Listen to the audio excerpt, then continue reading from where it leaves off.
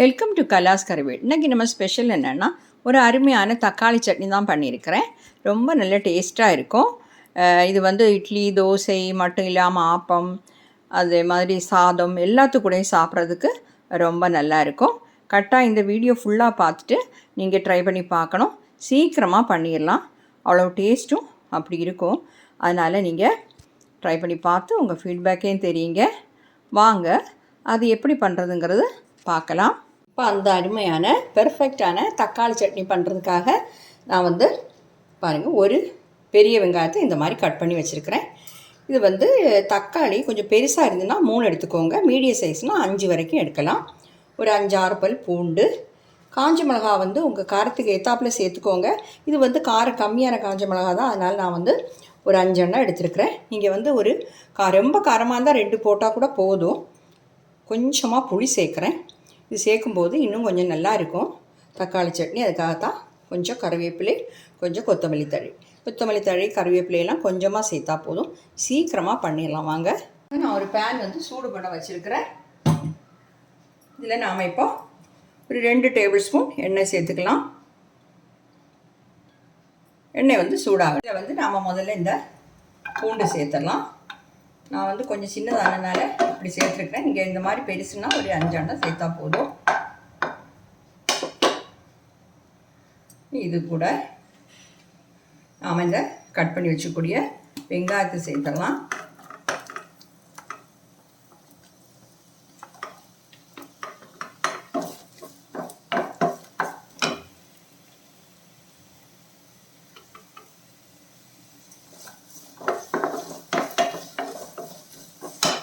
எடுத்து வச்சுக்கக்கூடிய காஞ்ச மிளகாவை போடுறேன்.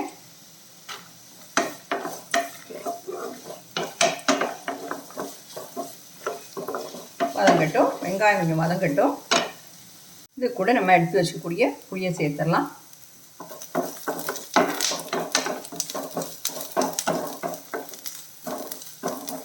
வெங்காயம் வந்து இன்னும் கொஞ்சம் வதங்கட்டும்.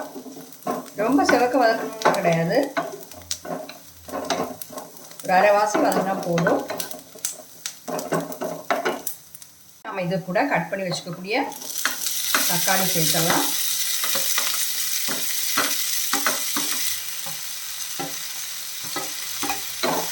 தக்காளி சேர்த்து நல்லா வதக்கிடலாம். இது கூட நாம் இப்போ கொஞ்சம் உப்பு சேர்த்துடலாம்.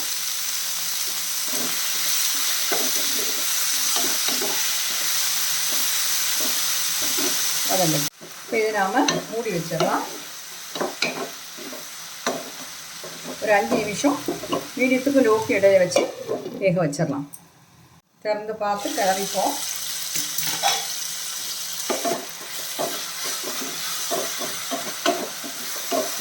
இது கொஞ்சம் நம்ம தக்காளி வந்து நல்லா மசிஞ்சு வரணும். பாதிக்கு மேல் வந்து தக்காளி வெந்துருச்சு. ஒரு 2 நிமிஷம் கூட இருக்கட்டும். இந்த டைமில் நாம் எடுத்து வச்சக்கூடிய கருவேப்பிலையும் இந்த கொத்தமல்லி தழையும் இதில் சேர்த்துடலாம்.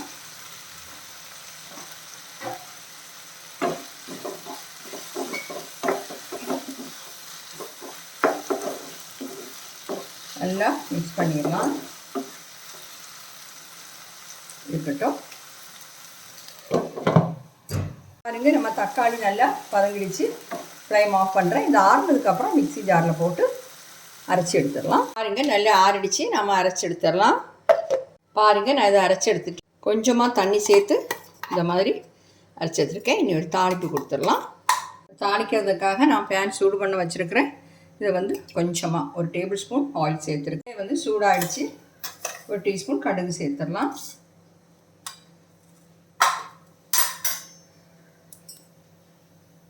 பிடிக்குது. இதை வந்து ஒரு காஞ்ச மிளகா,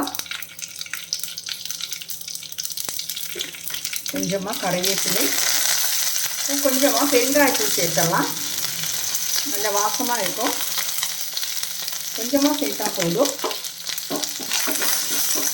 இதில் அரைச்சி வச்சுக்கக்கூடிய அந்த தக்காளியை சேர்த்துடலாம். சால்ட்டு செக் பண்ணிக்கோங்க. இன்னும் உங்களுக்கு கொஞ்சம் லூஸாக வேணும்னா இன்னும் கொஞ்சம் தண்ணி வேணும்னா சேர்த்துக்கலாம். நான் இப்போ மிக்ஸி ஜாரில் கொஞ்சம் தண்ணி சேர்க்குறேன்.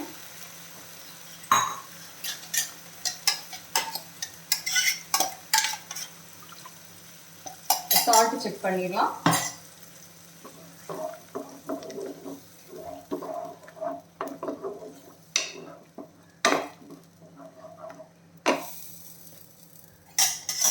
பார்க்கட்டும், சால்ட்டு தேவைப்பட்டால் சேர்த்துக்கலாம்.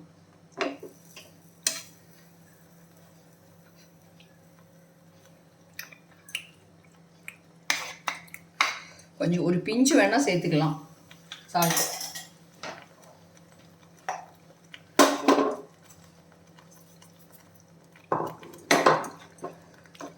கொதிக்கட்டும். கொதிச்சோடனே நம்ம ஃப்ளைம் ஆஃப் பண்ணிட வேண்டியதுதான். ஃப்ளைம் ஆஃப் பண்ணிடுறேன். பாருங்கள், நம்ம அருமையான தக்காளி சட்னி சூப்பராக ரெடி ஆகிடுச்சு. கட்டாயம் நீங்கள் ட்ரை பண்ணி பார்க்கணும். இட்லி, தோசை, சப்பாத்தி அது மாதிரி சாத்து கூட எல்லாமே சாப்பிட்றதுக்கு ரொம்ப நல்ல டேஸ்ட்டாக இருக்கும். ஓகே,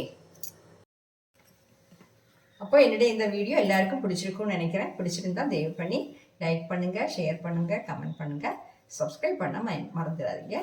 அடுத்து நல்ல ரெசிபியுமா மீண்டும் சந்திக்கலாம். Okay, thank you.